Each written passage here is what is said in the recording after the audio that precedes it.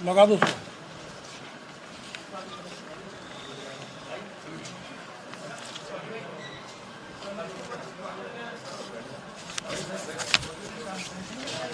रहने दो।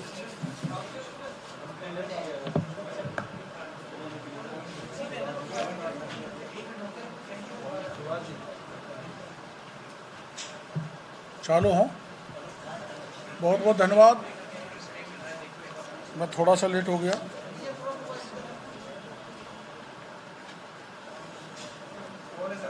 बोलूं? रीट परीक्षा के संबंध में मैं कुछ ऐसी जानकारी मीडिया के सामने रखना चाहता हूं जिसको चाहकर भी एसओजी दबा नहीं सकेगी।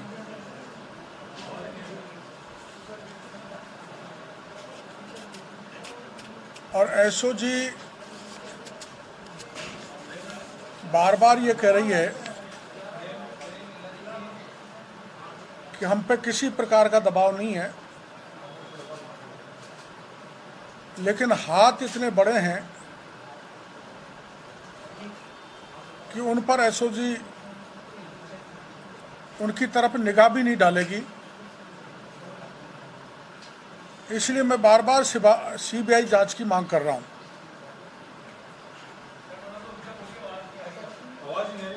रीट परीक्षा की दृष्टि से अपने राजस्थान में 33 जिले हैं, वैसे भी 33 जिले हैं, और हर जिले में एक डिस्ट्रिक्ट कोऑर्डिनेटर, जिला समन्वयक बोर्ड द्वारा नियुक्त किया गया। 33 जिलों में से 32 जिलों में कलेक्टर के बाद जो सेकंड अधिकारी होता है एडीएम, उसको जिला कोऑर्डिनेटर नियुक्त किया। लेकिन जयपुर में, एकमात्र जयपुर में, जिसमें शहर भी है, जयपुर ग्रामीण भी है,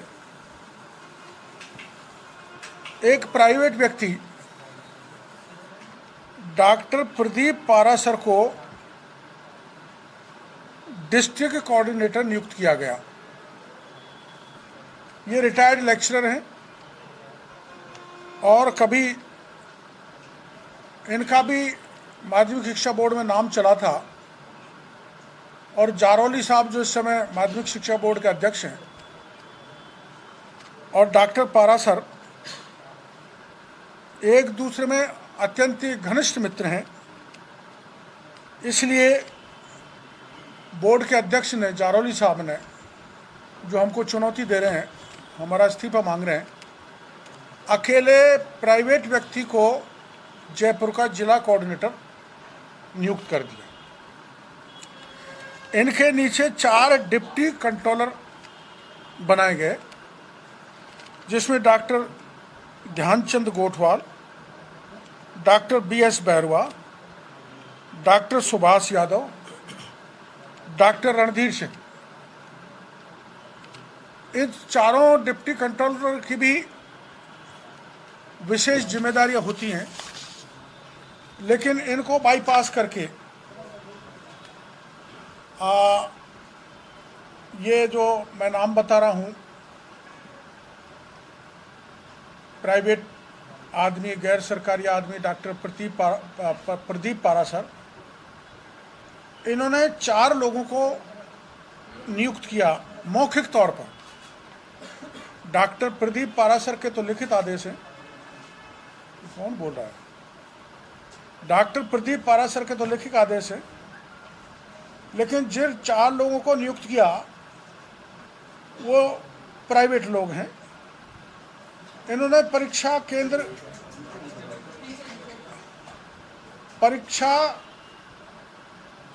केंद्र इन्होंने बुक की है प्राइवेट लोगों ने, जबकि सरकारी अधिकारी परीक्षा केंद्र बुक करता है। इनमें से जो 4 लोग हैं, उनमें से 2 कर्मचारी तो एलबीएस कॉलेज के हैं, और 2 कर्मचारी जयपुर के ही प्राइवेट स्कूलों के हैं, जिसमें एक प्राइवेट कॉलेज का बाबू भी है। शिक्षा संकुल स्थित माध्यमिक शिक्षा बोर्ड के स्ट्रांग रूम में जयपुर जिले के पेपर लाए गए और उक्त 2 व्यक्ति जो मैं आपको बता रहा हूं, उनके द्वारा उन पेपरों को उतारा गया, इस स्ट्रांग रूम में रखा गया और उसमें से निकालते समय जब सेंटरों पर भेज रहे थे तो एक व्यक्ति ने सील फाड़कर पेपर निकाल लिए, जिसकी शिकायत मैंने पिछली बार आपको एक हिंडौन की दी थी कि परीक्षार्थियों ने एक शिकायत वहाँ के सेंटर सुप्रिंटेंडेंट को दी थी कि पेपरों की सील फटी हुई है, लिफाफा की सील फटी हुई है। पेपर अनलोड के समय 24 सितंबर को बोर्ड के अध्यक्ष माननीय डीपी जारोली एवं प्रदीप पारासर शिक्षा संकुल में ही रहे थे, दिन में भी और रात में भी। यहाँ अपने माध्यमिक शिक्षा बोर्ड का एक ऑफिस है शिक्षा संकुल में, वहाँ से ये दोनों गैर सरकारी व्यक्तियों से इनकी मुलाकात हुई थी, जो वहाँ के सीसीटीवी कैमरे में एसओजी को मिल जाएंगे। अब कोऑर्डिनेटर का क्या काम है? सेंटर बुक करना, जो प्राइवेट लोग बुक कर रहे थे, जिसे सरकारी अधिकारी कर्मचारी ही बुक कर सकता है। सेंटर पर परीक्षा की सामग्री पहुंचाना, जो प्राइवेट लोग पहुंचा रहे थे। ऑब्जर्वर नियुक्त करना, जो प्राइवेट लोगों ने नियुक्त किए, और पेपर अनलोड करना, पेपर लोड कर सेंटरों से वितरण करना, ये सारा काम जो जिम्मेदार सरकारी कर्मचारी करना, जिससे अकाउंटेबिलिटी फिक्स होती है, वो नहीं करके इन 2 प्राइवेट लोगों ने किया। इन्होंने जमकर धांधली की, सेंटर बुक करने में भारी पक्षपात किया और ऑब्जर्वर अपने चहेते नियुक्त किए।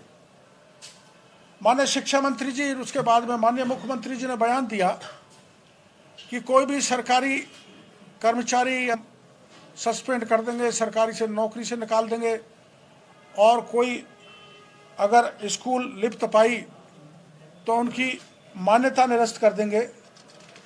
अब इसमें जो आदमी ही प्राइवेट हैं, तो इनके खिलाफ ये सरकार क्या कार्रवाई कर पाएगी, मेरी समझ से बाहर है।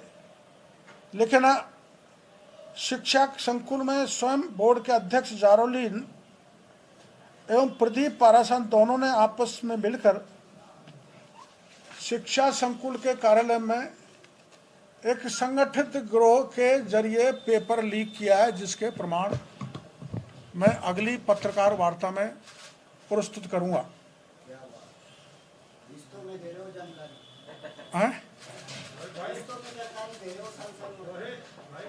क्या हो गया? किस्तों में दूंगा साहब, किस्तों में कागज आएंगे, किस्तों में दूंगा। अब ये जो प्राइवेट लोग हैं, ये प्राइवेट आदमी जो हैं, जो चोर, जो पेपर चोरी में लिप्त हैं, जयपुर के 3 सेंटर हैं और ये तीनों सेंटर आरपीएससी, अधीनस्थ बोर्ड, माध्यमिक शिक्षा बोर्ड ने ब्लैक लिस्ट कर रखा है। ब्लैक लिस्ट करने के बाद में इनको परीक्षा का सेंटर बनाया गया और ब्लैक लिस्ट होने के बाद भी इनके कर्मचारियों को इस महत्वपूर्ण व्यवस्था में शामिल किया गया डॉक्टर प्रदीप द्वारा।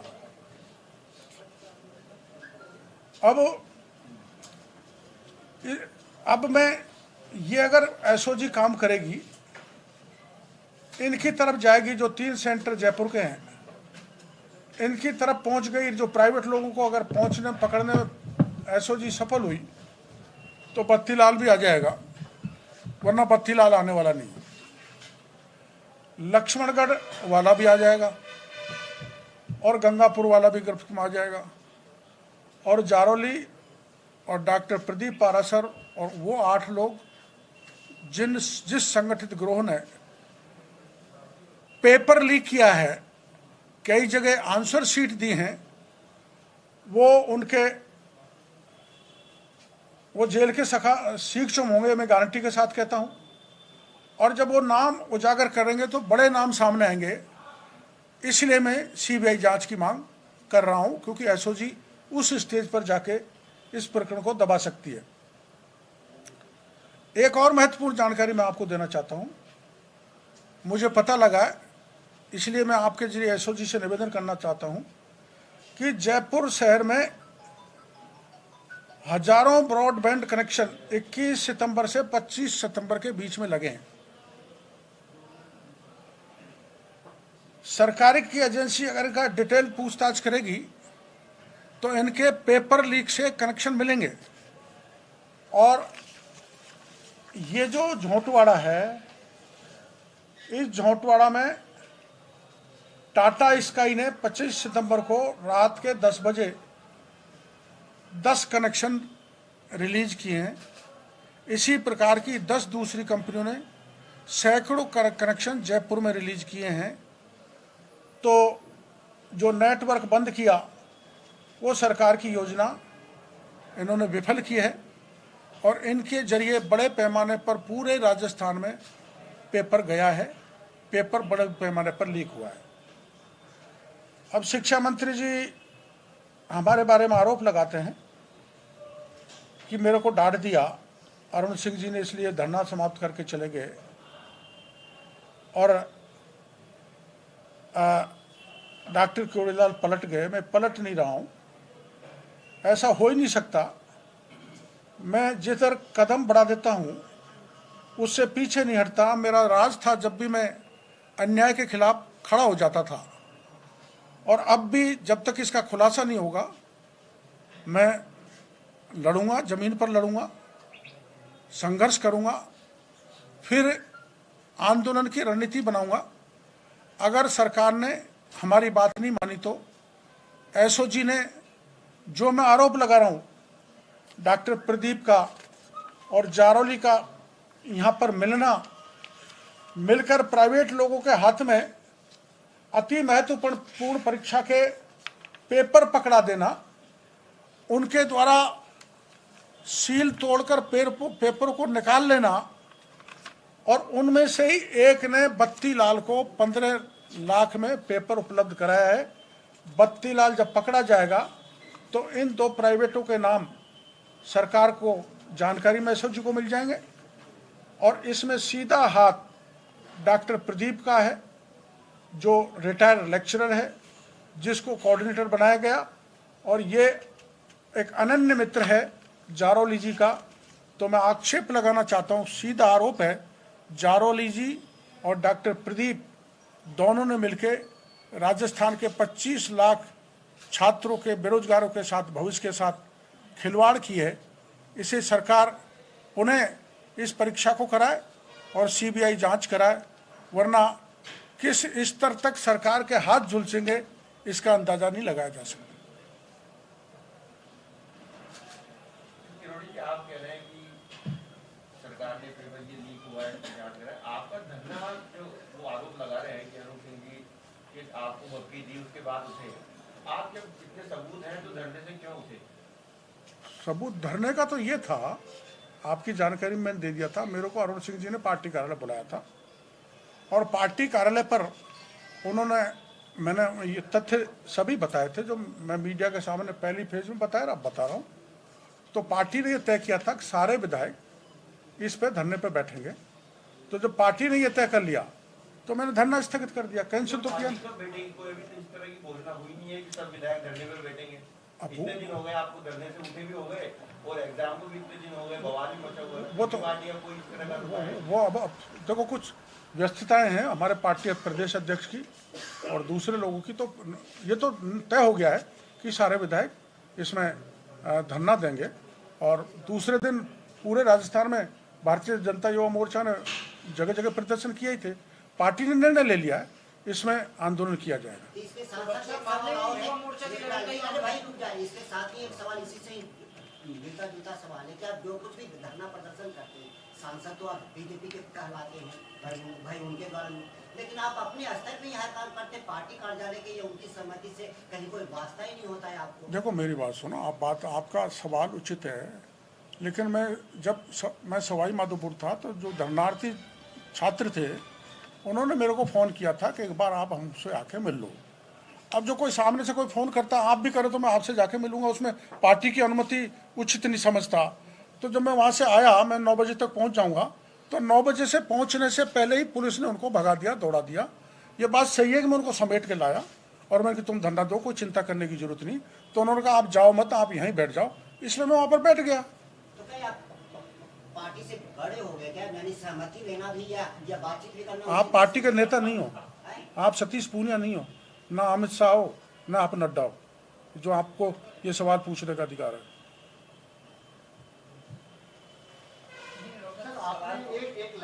नहीं, क्या पार्टी से ऊपर क्या हो गया? पार्टी से ऊपर क्या होता है? आमागढ़ में जाना मेरा दायित्व नहीं बनता था?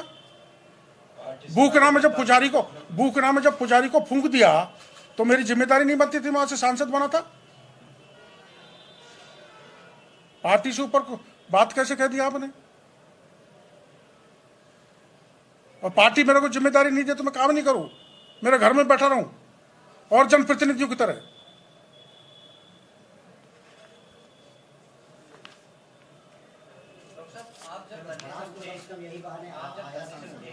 मेरे को अरुण सिंह जी ने कहा कि हम आंदोलन करेंगे, तो उसमें मैंने उनके कहने पर निर्णय ले लिया। सारे एमएलए बैठ रहे हैं भाई, तो मैं सब एमएलए से बड़ा हूं क्या?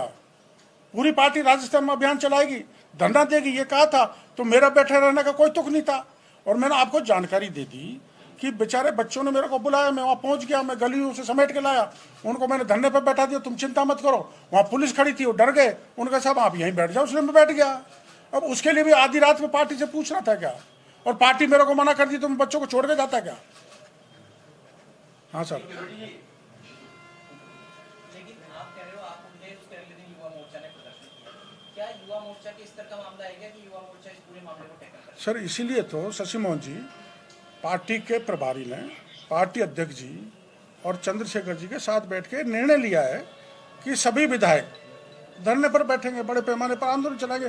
अब निर्णय तो पार्टी ने लिया, तो कब चलाएगी मेरे हाथ में तो है नहीं। नहीं साहब, 4-5 दिन का कहा था, 4-5 दिन तो निकल गया, वो तो आप उन्हीं से पूछ सकते हैं, इसमें मैं जवाब नहीं। एक और चीज है, जो 4 कर्मचारियों के नाम, 4 लोगों के नाम बताए जो सह समन्वयक लगाए, को कोऑर्डिनेटर जो लगाए, जी, वो नाम रिपीट कर दीजिए और उनमें से किस पर आपको डाउट है वो एक। नहीं, वो जो मैंने आपको बताया, जो 4 लोग हैं, ये तो है doctor Dhyanchand Gothwal, doctor BS Bairwa, doctor Subhash Yadav, doctor Randhir Singh, ये तो सरकारी हैं। लेकिन इनके अलावा इनके नीचे जो लगाया है वो 4 आदमी गैर सरकारी हैं, मौखिक आदेश से जो लगाए, मौखिक आदेश से। उन मौखिक आदेश के व्यक्ति ने ही पेपर लीक किए हैं, वही स्टॉम, वो मैं भी नहीं बताऊंगा, आई एम सॉरी।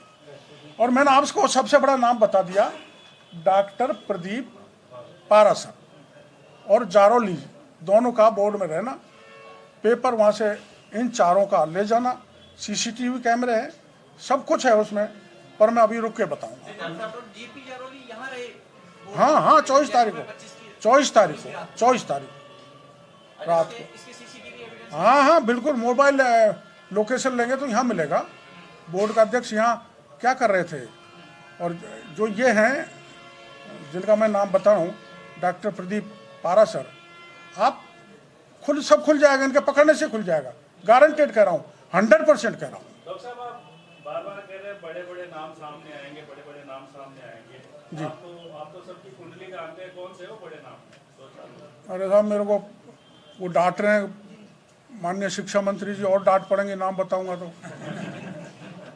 मेरे को अरुण सिंह जी डांट रहे हैं, जैसा डोटासरा जी कह रहे हैं, तो अभी अरे साहब, मैं डरता तो हर कोई आदमी है, ऐसी बात नहीं है, लेकिन ये जो डॉक्टर प्रदीप पारासर को जो इंट्रोगेट करेंगे तो उसके बाद मैं बोलूँगा बड़े नामों को।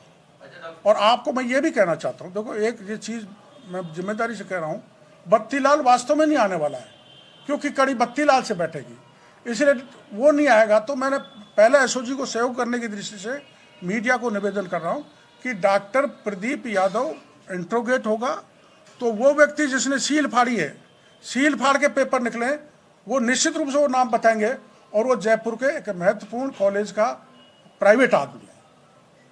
डॉक्टर साहब ये सब कुछ क्या शिक्षा मंत्री के इशारे पे हुआ सर?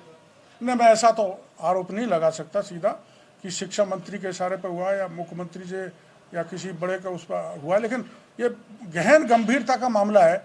और मैं कह रहा हूँ जैसे डॉक्टर प्रदीप बत्तीलाल आयर, वो प्राइवेट आदमी जिसने पेपर लीक किया है, जिससे बत्तीलाल लेके गया 15 लाख रुपए में, अगर वो पकड़ा गया तो बड़े नाम आएंगे, लेकिन उस पर शायद मेरे को शक है कि एसओजी हाथ नहीं डाल, हो सकता है एसओजी हाथ भी डाल दे। अच्छा डॉक्टर साहब, ये आपने अभी बताया एसओजी सरकार जांच कराए या कर ही रही है एसओजी, तो सीबीआई जांच कराए। हाँ। तो अगर सरकार सीबीआई जांच नहीं कराती है, एसओजी की जांच में कुछ नहीं आता है, तो आप क्या करेंगे? सब वो तो पार्टी ने तय कर लिया ना, मैं तो अब अकेला पार्टी से बड़ा हूँ नहीं। मतलब आगे का आंदोलन आपका पार्टी तय करेगी? हाँ, पार्टी आगे जी। करुणा जी, डॉक्टर वो गोविंद डोटासरा जी कह रहे हैं कि आपको भीड़ ही नहीं थी आपके पास तो। और कल गहलोत साहब के पास भीड़ थी क्या? डोटासरा जी गहलोत के साथ ब्लैक एंड व्हाइट टीवी की तरह था, कुछ था क्या कल भीड़?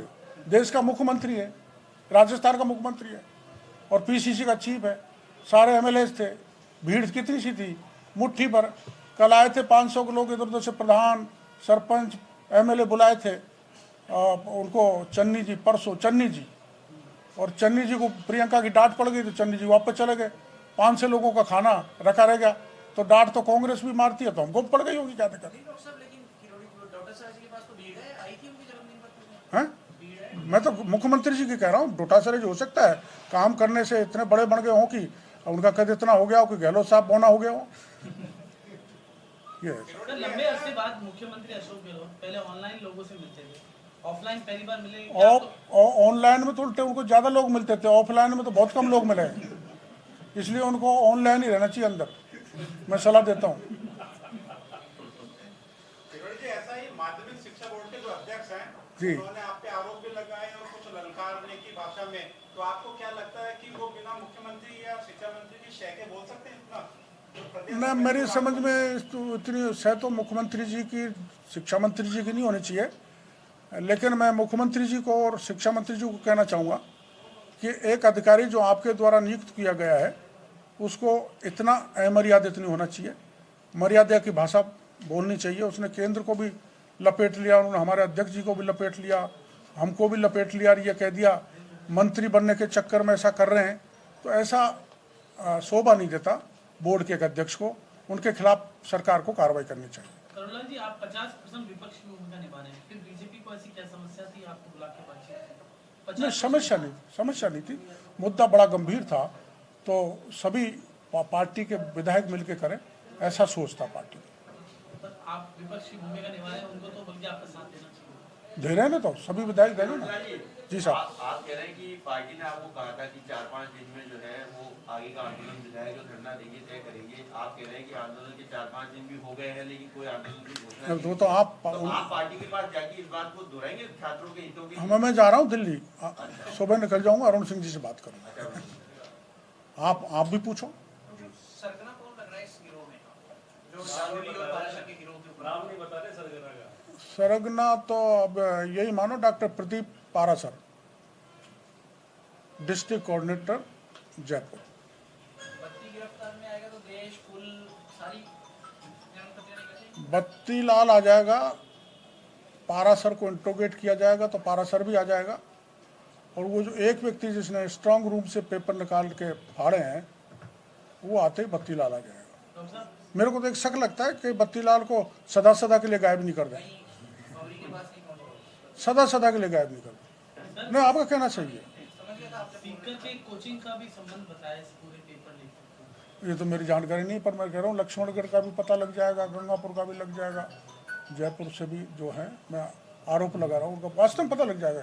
इसमें बड़ा, मैंने जो नाम बताया ना, डॉक्टर प्रदीप कोचिंग, वाला अभी नाम बताना जल्दबाजी होगी। 3 कोचिंग सेंटर है। बता दिया ना मैंने, प्रदीप कांग्रेस से जुड़ा हुआ है अब, और 4 में से जो 2 प्राइवेट आदमी है कांग्रेस के सक्रिय सदस्य हैं।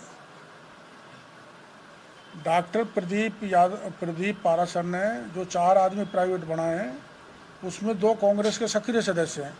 अब वो सक्रियता की रसीद और मैं कबाड़ने वाला हूँ, बस इतना सा है। तो इन सब चीज़ों में प्रमाण डालने में समय लगेगा। Thank you.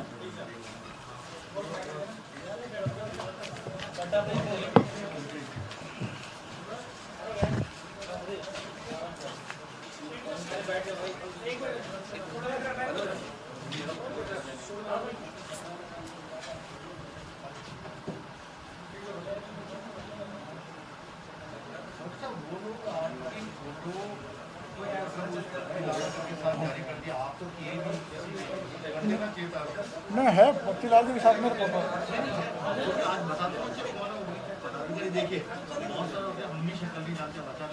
जारोली जी के साथ